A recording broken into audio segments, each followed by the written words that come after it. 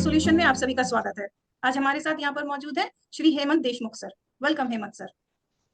नमस्ते, good evening to everybody. Good evening sir. Hemant sir एक educator हैं, पेरेंट कोच हैं और करियर काउंसलर भी हैं। 17 साल तक उन्होंने पेरेंट्स और स्टूडेंट्स को सर्व किया है और वो मिनिस्ट्री ऑफ एजुकेशन में इनोवेशन एम्बेसडर भी हैं। सो हेमंत सर आज हमारे साथ न्यू एजुकेशन पॉलिसी के बारे में डिटेल से बताने वाले हैं।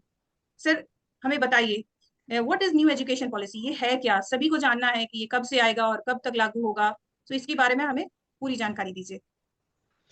जी, सबसे पहले सबका शुक्रिया मैडम, आपका भी शुक्रिया कि आपने इस प्लेटफ़ॉर्म पर इस विषय को लाया। सबसे ज़रूरी है कि आज हर एक पेरेंट, हर एक टीचर, हर एक स्टूडेंट समझ जाए कि नेशनल एजुकेशन पॉलिसी क्या है।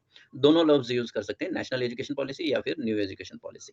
Okay sir. 34 इयर्स के बाद, 34 साल के बाद ये न्यू एजुकेशन पॉलिसी आई है। 1986 में एक आई थी, उससे पहले भी 1966 और व्हेन दिस 1966 66 एंड 86 उसके बाद बहुत गैप था ये न्यू एजुकेशन पॉलिसी लाने के लिए। क्योंकि ये बुनियादी चीज़ें हैं, जहाँ पे हम food, cloth, shelter, then health and education is considering.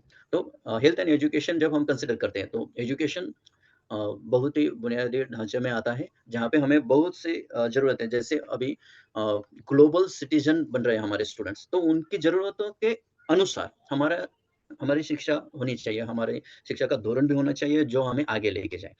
तो इसलिए ये न्यू एजुकेशन पॉलिसी है। 2017 से ये ड्राफ्ट बनना शुरू हो गया। के कस्तूरीरंगन इनकी अध्यक्षता में ये ड्राफ्ट बन गया। 2 बार ड्राफ्ट बनने के बाद फिर लोगों से सुझाव आज आ गए, इंडस्ट्री से भी सुझाव आ गए और then we have got the final draft in 2020। So 2020 से लेके यहाँ तक। सो अब 3 साल पूरे हो गए, एनईपी शुरू हो गए। हायर एजुकेशन में इम्प्लीमेंटेशन शुरू हो गया है।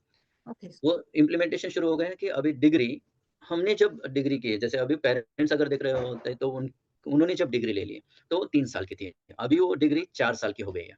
सो पहले साल में उनको सर्टिफ़िकेट मिलेगा, दूसरे साल में डिप्लोमा डिक्लेयर होगा, वो चेंज कर सकते हैं, हर 1 साल के साथ यूनिवर्सिटी चेंज कर सकते हैं। तीसरे साल में डिग्री मिल जाएगी और चौथे साल में डिग्री विथ ऑनर्स ये हो जाएगा। ओके। सभी टिपिकली नोट डाउन करें कि अभी 4 साल की डिग्री हो गई है। आप इंजीनियरिंग करेंगे उसमें भी इंटर्नशिप आ जाएगा। डिग्री विथ ऑनर्स जिसे नहीं करना है, वो डिग्री लेके उस कॉलेज से या यूनिवर्सिटी से जा सकता है। और दूसरी चीज़ जो जो बहुत मायने रखती है हायर एजुकेशन में, कि पहले ऐसे होता था कि एक ही डिग्री हम कर पाते थे, अभी डुअल डिग्री है, 2 डिग्रियाँ एक साथ बच्चे ले सकते हैं। लेकिन वो डिग्रियाँ लेने के लिए उनमें खुद अपने लिए वो काबिलियत बनानी है, वो स्किल्स बनाने हैं, कि 2 डिग्रियाँ हम लेते तो उतना स्टडी और उतना एक्सपोज़र यूनिवर्सिटी में उस सब्जेक्ट की एक्सपर्टीज़ हमें मिलेगी और उसके बाद हम एग्ज़ाम देंगे तो उसमें हम सक्सेसफुल हो पाएँगे, इसका अंदाज़ा लेकर उन्होंने करनी है। लेकिन 2 डिग्री वो ले सकते हैं, 2 जगह पे उनकी 2 डिग्री उन्हीं 4 सालों में हो जाएगी। हमें तो 8 साल लगते थे, उनके तो 4 साल में हो जाएगी। ये है यस। हायर एजुकेशन के लिए। थोड़ा-सा हम आते हैं कि जो अभी चल रहा है 2023, 2023, 24 देन 24, 25, 25, 26 यहाँ तक चलेगा फाउंडेशन लिटरेसी एंड न्यूमरेसी यानी कि बुनियादी शिक्षा चलेगी, साक्षरता और गणितीय साक्षरता ये चलेगी। इसके अंदर क्या है फाउंडेशन लिटरेसी जो एक क्राइटेरिया दिया है इस न्यू एजुकेशन पॉलिसी के अंदर कि इतने शब्द उस बच्चे को आनी चाहिए। इतनी गणितीय प्रक्रिया उसको आनी चाहिए। तो यहाँ तक वो क्राइटेरिया फिक्स कर दिया उन्होंने और अगर वो नहीं है, तो उसको दोबारा रिमेडियल टीचिंग दिया जाए और उसी क्लास में उसकी तैयारी की जाए और जब पूरी तरह उसका एक श्योरिटी बन जाए कि ये बच्चा अभी अगले पड़ाव के लिए जा रहा है, नेक्स्ट स्टैंडर्ड के लिए जा रहा है। तो वहाँ पे वो एफएलएन यानी कि फाउंडेशन लिटरेसी एंड न्यूमरेसी करके ही आगे जाए, ताकि ज़िंदगी में आगे किसी भी मोड़ पर, किसी भी करियर में जाए तो उसको कोई भी दिक्कतें ना आए। That is the first one. दूसरी चीज़ है कि हमें यूनाइटेड नेशंस ऑर्गेनाइजेशन ने 17 गोल्स दिए हैं, तो उसमें से 4 नंबर गोल है क्वालिटी एजुकेशन। सो ये क्वालिटी एजुकेशन जब हमें देना है बच्चों को, तो वो सिर्फ़ ऐसे किताबों से नहीं देना है, एक्सपीरियंशियल लर्निंग देना है। एक्सपीरियंशियल लर्निंग कैसा होगा कि हम कोई चीज़ सीखते हैं तो सुनने से कितना सीखते हैं, देखने से कितना सीखते हैं और करने से कितना सीखते हैं। जैसे ओके। अभी फिज़ा मैडम अभी कोलकाता से पुणे में कनेक्ट हो रहे हैं और हम बात कर रहे हैं। तो यस। ये online education and offline education. अभी ब्लेंडेड एजुकेशन हमें ये मन में ही रखना है कि अभी सिर्फ़ क्लासरूम में जाके एजुकेशन नहीं होगा। हमें ओके। ये पूरे ज़हन में डालना है कि अभी दोनों तरीके से चलेगा। सीधा-सा एग्ज़ाम्पल बताता हूँ, अगर आपको कोई भी सूचना स्कूल से आती है पेरेंट्स को, तो कैसे आती है? या तो एसएमएस से आती है, या तो ईमेल से आती है, या से सिंपल जो सभी आराम से यूज़ कर सकते हैं वो व्हाट्सएप है। तो यस सर। व्हाट्सएप से होमवर्क भी आता है, कभी-कभी वो अलग प्लेटफ़ॉर्म पे स्कूल का ईआरपी भी होता है, उससे भी आ जाएगा और उसके बाद फ्लिप लर्निंग है, ब्लेंडेड लर्निंग है, प्रोजेक्ट है जो आप वीडियो दे सकते हैं, ऑडियो दे सकते हैं। हमने जब प्रोजेक्ट किया तो बड़े-बड़े कागज़ लिए, चार्ट पेपर लिए, उसके वो बनाए या फिर डायरेक्टली लैबोरेटरी में जाके दिए। अभी वो सब कर सकते हैं ब्लेंडेड लर्निंग और वो उनकी एक्सपेरिमेंटल जैसे साइंस के एक्सपेरिमेंट्स करने के लिए भी दीक्षा पोर्टल पे बहुत सारे रिसोर्सेज़ दिए हुए हैं। हमें उन रिसोर्स को लेना है, हमारे बच्चों को दिखाना है और सबसे महत्वपूर्ण चीज़ जो यहाँ पे है, तो वो है 360 डिग्री होलिस्टिक रिपोर्ट कार्ड, वो बनेगा बच्चों का और वो कैसे बनेगा? बहुत ही महत्वपूर्ण है, लेट अस से। सर एक सवाल है यहाँ पर, ये हुँ, हुँ। 360 डिग्री होलिस्टिक जो रिपोर्ट कार्ड बनेगा, तो क्या ये नंबर एंड ग्रेडिंग सिस्टम को बिल्कुल खत्म कर दिया जाएगा? क्या होगा यहाँ पर? नहीं, ये पूरी तरह से खत्म कर दे ऐसा नहीं होगा क्योंकि जाँच कहाँ से होगी और कैसे होगी? दोनों दोनों भी रहेंगे, लेकिन यहाँ पे जो रोल होता है, वो हर एक का रोल है।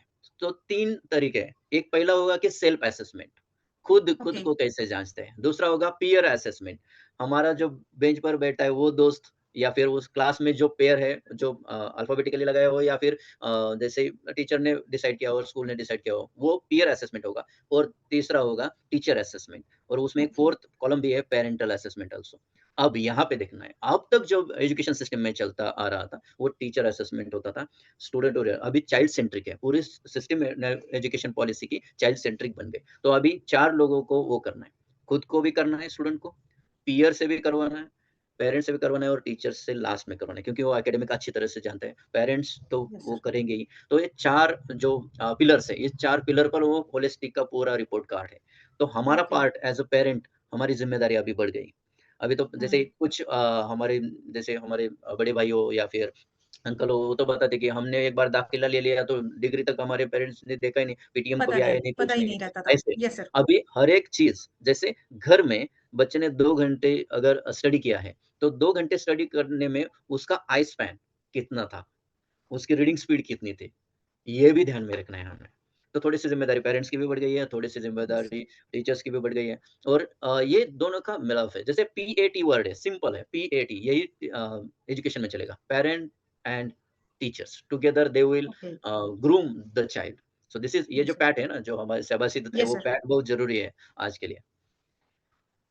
उसके बाद आता है कि वो जो 17 गोल्स यूनाइटेड नेशंस ने दिए हैं 2030 तक अचीव करने के लिए, उसमें से 4th नंबर गोल है क्वालिटी एजुकेशन और उसमें इंक्लूसिव एजुकेशन भी दिया है। पहले क्या होता था कि जिसके हाथ-पैर बोल अच्छे से बोलना अच्छा आता है, हँसना-खेलना सब कुछ आता है, वही आगे जाएगा? नहीं, अभी सभी को इंक्लूसिव एजुकेशन है। इंक्लूसिव एजुकेशन है, इसके लिए स्कूल में इंफ्रास्ट्रक्चर भी वैसे ही बन रहा है और जैसे कोई विज़ुअली इम्पेयर्ड है या फिर अ, फिजिकली इम्पेयर्ड है, तो उनको भी उसी तरह की शिक्षा दी जाएगी। Nobody will be okay, left behind, no child left behind. तो इंक्लूसिव एजुकेशन में सबसे ज़्यादा ज़रूरी है कि इंफ्रास्ट्रक्चर का भी है और क्लास में जैसे when you introduce the session, it was नमस्ते। So it is yes sir, understood. Now sign language. We have been specially trained as a teachers. We have been specially trained yes. for these 2 years. जी पूछिए, आप कुछ पूछना चाहते थे? मेरा पूछने का मकसद यहाँ पर रोकने का मकसद ये था, मुझे ये जानना था, क्या वो बच्चे जो डाउन सिंड्रोम या हुँ, ऑटिज़्म या एडीएचडी से डील कर रहे हैं, हुँ। क्या उनके लिए सेपरेट स्कूल्स नहीं बनाए जाएँगे? सेम स्कूल में उनको एजुकेशन दिया जाएगा? क्या इस बात जी। से ये हाँ जी, बिल्कुल, बिल्कुल। मकसद है? उनको उनको उसी स्कूल में दाखिला दिया जाएगा। कोई भी स्कूल एडीएचडी या फिर और कोई सिंड्रोम है तो उसकी वजह से एडमिशन डिनाई नहीं कर सकता। हर ओके, एक को हक है कि उसी स्कूल में दाखिला जाए and schools have been given special instructions for that, the trainings have been given for ADHD also, for visible okay, impaired also, सभी के लिए वो ट्रेनिंग दिया। Sign language I have taken for last 2 years I have taken and it has been the responsibility to transfer those skills of sign language to students. सो यहाँ पे yes जो sir, हमारे assembly भी होती है तो साइन लैंग्वेज का एक पार्ट होता है 5 मिनट्स का।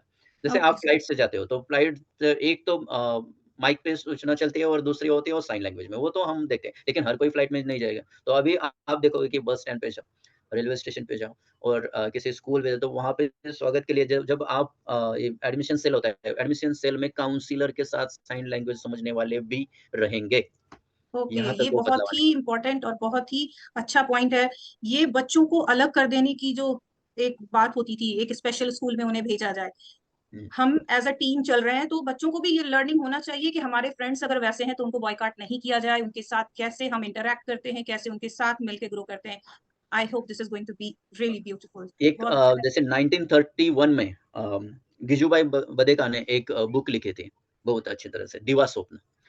ओके, उसमें एक हेडमास्टर होते हैं, वो पूरे ज़िम्मा लेते हैं कि स्कूल कैसे बदला जाए और वो टीचर आता है स्कूल में और वो ऐसी रचनाएँ करते हैं कि जिसमें जैसे फिज़िकली इम्पेयर्ड जो है, वही पहला आ जाए और जिसकी रीडिंग अच्छी है, वो रीडिंग भी अच्छी तरह से करे। अगर उसमें से एक बच्चा ऐसा भी होता है कि जो कभी स्कूल गया ही नहीं था, डायरेक्टली ओके सर। स्कूल में आ गया था थोड़ी उम्र बढ़ने के बाद, तो उसको भी उन्होंने पढ़ाया। तो यहाँ पे दाखिला देने का मतलब ऐसा है कि अभी तो इंक्लूसिव एजुकेशन में हर एक की ज़रूरत के अनुसार जैसे स्कूल में ब्रेल बुक्स भी अवेलेबल होंगे लाइब्रेरी में। ओके, ये चीज़ ध्यान में रखनी है। दूसरी चीज़ कि ADHD है तो उसके लिए special counsellor teachers will be available in the school and if it is not available सबसे बढ़िया चीज़ क्या है वो सब जान लें यहाँ पे, स्कूल क्लस्टर बनने वाला है। स्कूल क्लस्टर क्या होता है कि एक सेंट्रल स्कूल रहेगी, कौन-सी भी स्कूल हो सकती है। जैसे 5 स्कूल है ऐसे समझो, तो इसमें से ये अगर सेंट्रल स्कूल है तो बाकी के उसके सपोर्टिव स्कूल रहेगी। तो कोई फंक्शन यहाँ पे होगा, कोई फंक्शन इस स्कूल में होगा। किसी स्कूल के पास ग्राउंड है और किसी स्कूल के पास बहुत बड़ी आईटी लैब है, बिल्डिंग में। ओके, तो आईटी लैब का हस्तांतरण जैसे वो जब प्रैक्टिकल करना चाहते हैं, तो वहाँ पे आएँगे दूसरे स्कूल में और जिनको ग्राउंड नहीं है, वो ग्राउंड के लिए दूसरे स्कूल में जाएँगे, ये होगा। बहुत दूसरी बेहतरीन। चीज़ बहुत सी बार हमने देखा है कि अगर फार्म्स में फार्मर्स होते हैं, तो फार्मिंग एक्सपीरियंस जैसे हम अगर जियोलॉजी पढ़ते हैं, ज्योग्राफी पढ़ते हैं, हिस्ट्री पढ़ते हैं, तो हमारी हेरिटेज क्या है? तो हेरिटेज सिर्फ़ किताबों से नहीं पढ़ाई जाएगी। They have to get on the field, see the architecture of that particular area, then geology, then demographic data of that particular tehsil, district and state, then economy also. It has to be embedded. ये बहुत बढ़िया और ये compulsory कर दिया है। हर एक activity connected है। जैसे मेरी मिट्टी मेरा देश अभी जो अभियान चला 15 अगस्त के पहले। सो हर एक को अपनी मिट्टी का बहुत बड़ा अभिमान होता है। सो ये यस मिट्टी सर। कहाँ से आ गई? और जैसे 1914 टू 18 1914 से 18 तक जो पहला वर्ल्ड वॉर हुआ था, उनमें जिन भारतीयों ने सहभाग लिया था, उन भारतीयों के अभी सेकंड जनरेशन, थर्ड जनरेशन चल रही है। तो ये थर्ड जनरेशन में उनके घर से अभी इंडिपेंडेंट इंडिया से उनसे उनके घर से, उनके फार्म से वो मिट्टी लेके वहाँ पे लेके गए, वॉर मेमोरियल में।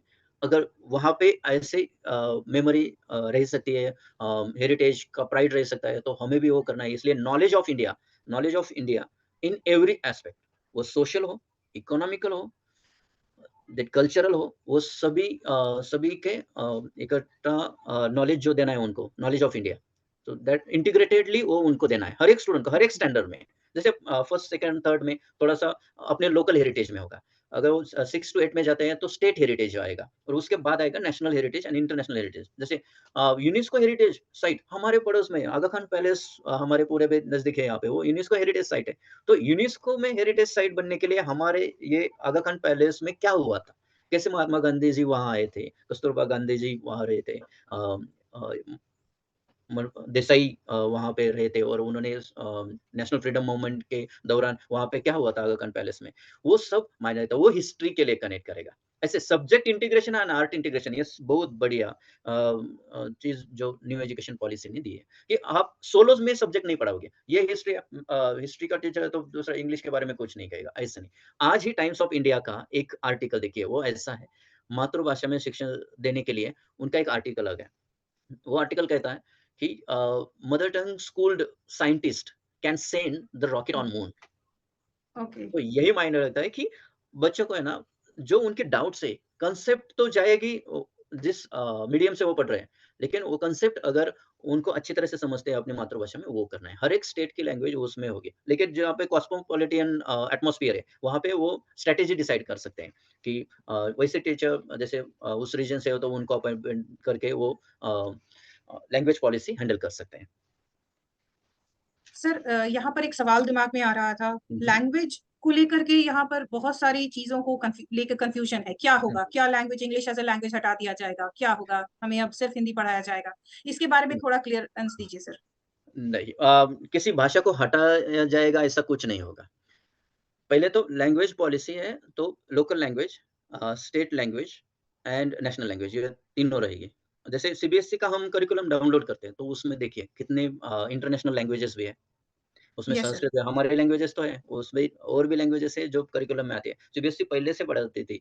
अभी जो उनका पॉइंट ऑफ फोकस है, वो ऐसा है कि क्लास में अगर कोई बच्चा उसको जो मैथमेटिकल प्रोसेस है या फिर साइंस की कोई कांसेप्ट है, वो समझना चाहता है, तो वो कांसेप्ट जैसे पूरे क्लास के लिए जो मीडियम है, जैसे उर्दू मीडियम है, तो उर्दू मीडियम में चलेगा, हिंदी मीडियम है, तो हिंदी में चलेगा, इंग्लिश है, तो इंग्लिश में चलेगा, लेकिन उसके डाउट क्लियराइज़ेशन और एट द बेसिक फंडामेंटल्स जैसे पहले है बुनियादी शिक्षा फाउंडेशन लिटरेसी एंड न्यूमरेसी में, वो मातृभाषा में देने के लिए बोला गया है। कुछ ओके। चीज़ें हटेंगी नहीं, वो वहीं रहेगी लेकिन जैसे पूरा का पूरा class English, doubt clarification also English ऐसा नहीं। डाउट पूछना है, उसको बताइए।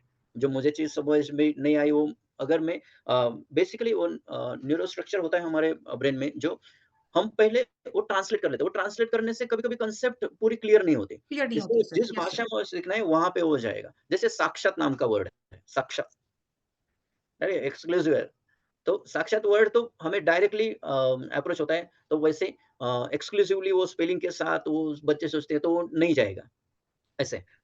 तो ये हमें ध्यान में रखना है और दूसरी चीज़ कि जो भाषा उस स्टेट की है, उस स्टेट में अगर फाउंडेशन लिटरेसी तक वहाँ तक उनको पढ़ना है। कॉस्मोपॉलिटन स्ट्रक्चर में अलग रहेगा, वो स्ट्रैटेजी डिसाइड करेंगे, लेकिन उस स्टेट की लैंग्वेज उसमें रहेगी। वो तो बहुत से स्टेट्स ने पहले भी किया क्योंकि ये जो एजुकेशन का पूरा टॉपिक है, वो सब्जेक्ट है, वो स्टेट गवर्नमेंट के अंदर आता है।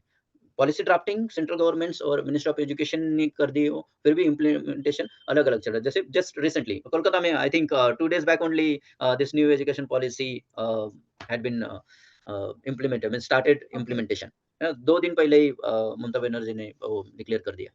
तो ओके सर। बंगाल के लिए स्ट्रैटेजी आ गई है। अब आपके कोलकाता एरिया में वो पढ़ना है 2-3 दिन तक वो न्यूज़पेपर में रहेगा, कैसे रहेगी, कहाँ तक और सेंट्रल के जो नेशनल एजुकेशन पॉलिसी है, वहाँ से कौन-सी स्ट्रैटेजीज़ कंप्लीटली लिए, कहाँ से कुछ चेंजेस हुए हुए हैं, वो सब थोड़ा-सा ध्यान देके हमें आप टीचर्स हो या फिर रिसोर्स पर्सन्स हो, उनके ज़रिए बच्चों तक जाना है, पेरेंट्स तक जाना है। Okay sir. सर एक सवाल और दिमाग में आ रहा था, एज़ हुँ, स्कूल हुँ। की ज़िम्मेदारियाँ बढ़ गई हैं क्योंकि टीचर्स अवेलेबल होने चाहिए हुँ, मातृभाषा हुँ, में भी, तो क्या हुँ। हमें स्टडी मटेरियल्स भी अवेलेबल होंगे मातृभाषा में टू सपोर्ट आवर एक चिल्ड्रन? एक जो चीज़ सबसे बढ़िया है कि एनसीईआरटी के कोई भी टेक्स्ट बुक बनेगी, वो सभी लैंग्वेजेज़ में बनेगी, मेजर लैंग्वेजेज़ जो है। उन सभी मेजर लैंग्वेजेज़ में बनेगी ओके और सर। उसमें भी एक रिसोर्स ऐसा दिया है, जैसे स्टेट गवर्नमेंट महाराष्ट्र में क्या हुआ बताता हूँ। महाराष्ट्र में तो मराठी लैंग्वेज के जैसे अलग-अलग कोलोकेशंस हैं। विदर्भ के अलग यस हैं, सर। गढ़चिरौली में अलग है, गोंडी लैंग्वेज जो वो उनकी अलग लैंग्वेज है। मेन फ्लो तो मराठी लैंग्वेज का ही है, लेकिन उसमें यस कोलोकेशंस है। सर। तो कुछ टीचर्स ने आगे आके वही लेसन जो उनकी लैंग्वेज में हो, तो वो ट्रांसलेट कर दिया। रोल समझ में ओके। आया? तो यस अभी सर। हमारा रोल बढ़ गया कि जैसे ही छत्तीसगढ़ का एरिया ले लेंगे हम रांची का, तो वो ऐसा है कि 4 स्टेट के लोग वहाँ पे रहेंगे, तो उनकी लैंग्वेज मिक्स रहेगी। तो ओके। जो उनकी हर रोज़ की लैंग्वेज है, वहाँ पे वो कैसे सूटेबल हो जाए, उसमें से वो लेसन और उसकी लैंग्वेज, वो टेक्स्ट बुक की लैंग्वेज तैयार करने के लिए वो एससीईआरटी स्टेट के जो एजुकेशन एंड ट्रेनिंग डिपार्टमेंट है, उनकी ज़िम्मेदारी दे दी है उनको और वो वैसे ड्राफ्ट करेंगे। वैसे कुछ टीचर्स ने तो ये नेशनल एजुकेशन पॉलिसी आने से पहले ही ये काम शुरू कर दिया था। तो हमारी हर एक की ज़िम्मेदारी है। जैसे महाराष्ट्र में भी देखा जाए तो सतारा की लैंग्वेज थोड़ी-सी अलग हो जाएगी, तो कुछ एक्सप्रेशंस जो होंगे लैंग्वेज के लिए या फिर सब्जेक्ट पढ़ने के लिए, जहाँ पे भी वो दाखिला देना होता है किसी चीज़ का, तो उनकी लैंग्वेज में दे सकते हैं, उनके टोन में दे सकते हैं। Okay. Okay. And that is freed वो ऐसा नहीं कि you can not give the instructions in this way.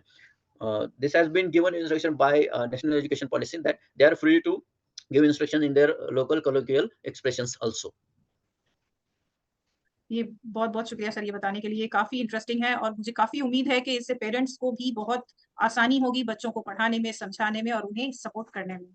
Sir foundation जो कोर्सेज़ हैं, जो क्लासेज़ हैं, उनमें टॉय बेस्ड लर्निंग का क्या पार्ट रहेगा?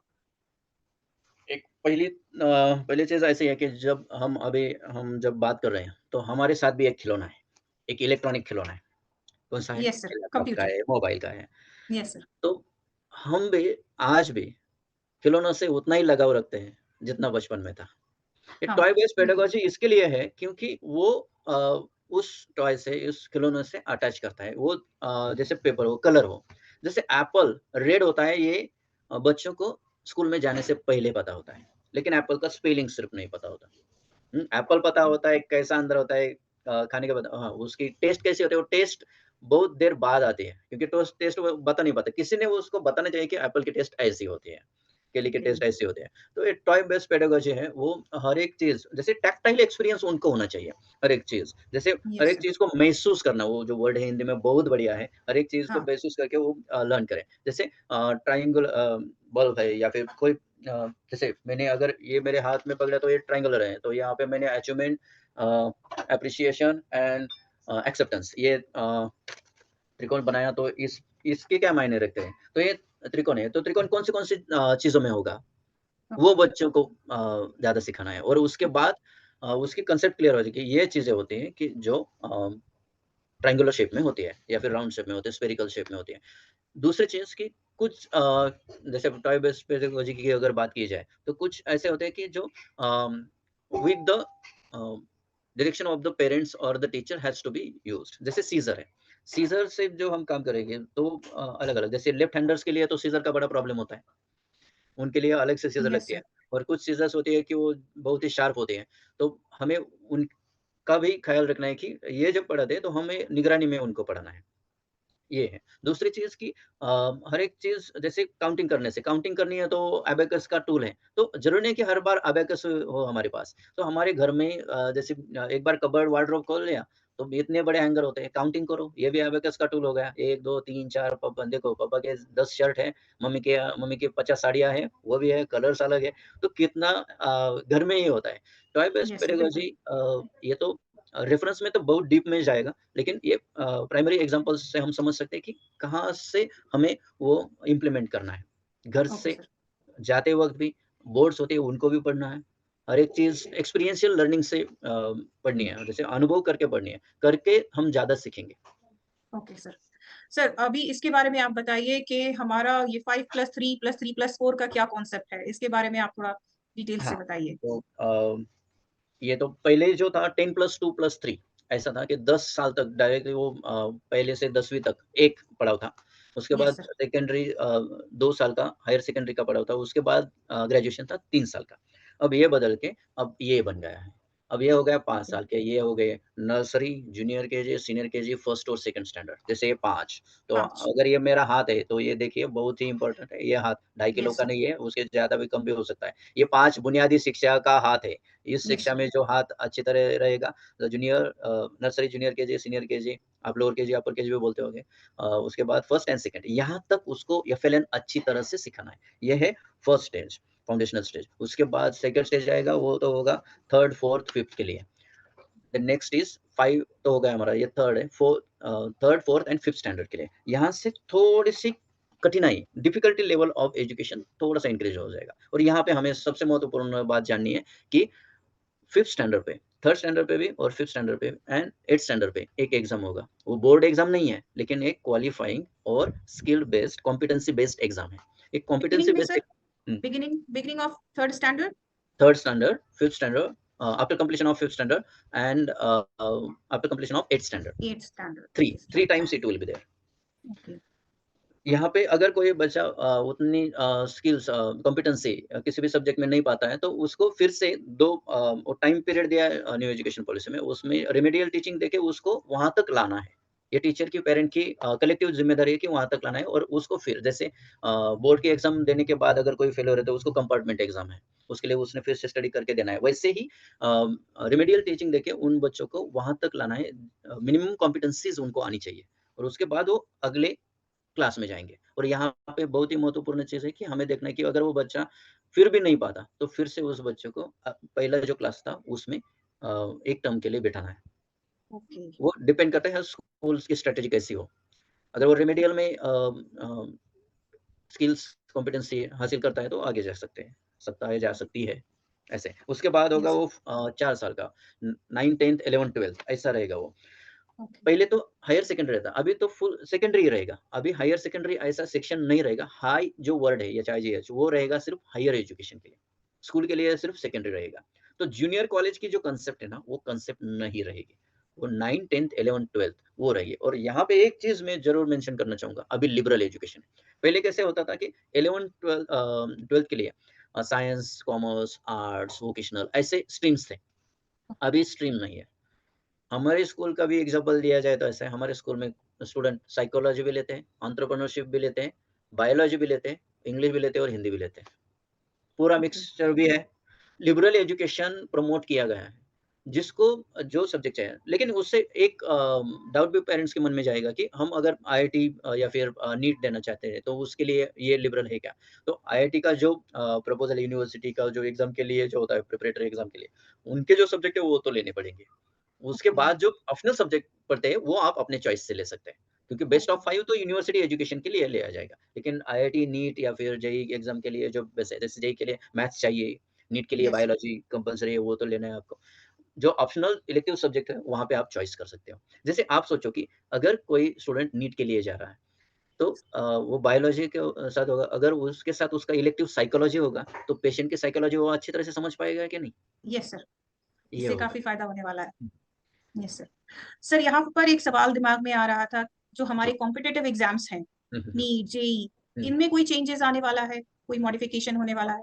अभी फ़िलहाल तो उन्होंने जो एग्ज़ाम जो पहले एक ही होती थी, तो अभी 2 अभी वो सोच रहे हैं कि 9th और 10 के लिए भी जैसे बोर्ड एग्ज़ाम 2 बार करने के लिए सोच रहे हैं अगले एकेडमिक ईयर से। तो ये नीट, जेईई जैसे ये 2 बार हो जाएँगे, तो नीट और जेईई भी उतने बार हो जाएँगे एग्ज़ाम। यही पड़ाव पहले है that change will occur because once this 11th and 12th board exam will be happening twice in a year. So accordingly, the students also will be going ahead with these competitive examinations. Circular आना बाकी है. The strategies are in a pipeline that will be informed accordingly whenever it will be released by the government through GR. But अभी तो NEET जैसे 2 बार होते हैं और JEE पे, और उसके बाद जो उन्होंने स्ट्रेटेजी की जेईई मेंस होती है, एडवांस होती है, वो तो चलता ही रहेगा। लेकिन जो 2 बार अगर बोर्ड एग्ज़ाम देते हैं, तो वहाँ पे क्या चेंजेस आता है? It is awaiting. वो अभी जीआर के अनुसार आएगा आगे। सर एज़ हमने अर्ली एजुकेशन, स्कूल एजुकेशन और ग्रेजुएशन के बारे में जान लिया, तो मुझे थोड़ी जानकारी अब इसके बाद की एजुकेशन के बारे में दीजिए कि एमफिल का क्या होगा? पीएचडी स्टूडेंट्स का क्या होगा? उसमें क्या फ्लेक्सिबिलिटी होगी?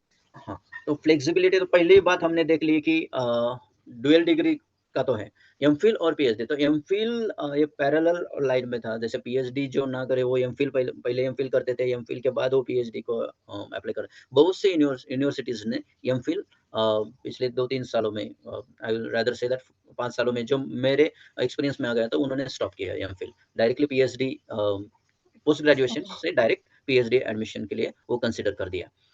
तो ये ओके, पीएचडी का तो रहेगा, लेकिन बेसिक क्वालिफिकेशन जैसे professors you want to be a professor और lecture going for lectureship, so it will be applicable for the PhD holder, but the basic qualification which they have, just last month the decision had come that NET and SET qualification is necessary first. Okay, PhD is desirable. If you have PhD, earlier it was PhD compulsory, so most of the rush was going to that side.